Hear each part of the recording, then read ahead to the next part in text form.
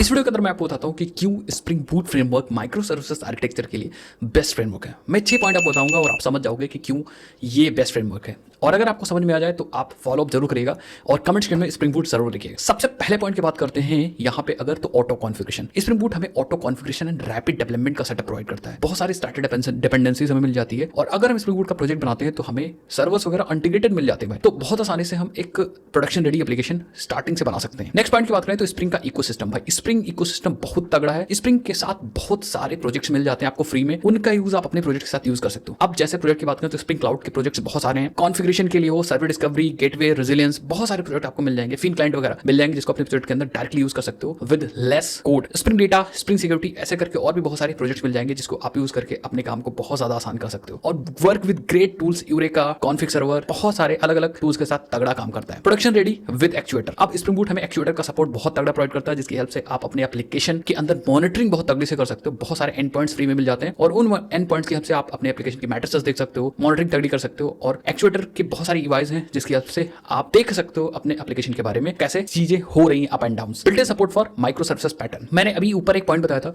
वही similar point ये भी है कि स्प्रिंग बूट हमें बहुत सारा सपोर्ट प्रोवाइड करता है माइक्रो सर्विसेज पैटर्न के, जैसे service registration and discovery, API gateway with spring cloud gateway, load balancing bye spring cloud load balancer, resilience with circuit breaker, resilience 4G का भी सपोर्ट मिलता है आपको, डिस्ट्रीब्यूटेड ट्रेसिंग, बहुत सारे माइक्रो सर्विसेज आर्किटेक्चर का सपोर्ट आपको स्प्रिंग बूट के अंदर मिल जाता है। Large community and enterprise adoption तो है ही भाई। मैं स्प्रिंग बूट जावा फ्रेमवर्क है तो कम्युनिटी तो उसकी बहुत ज्यादा बड़ी है ही है।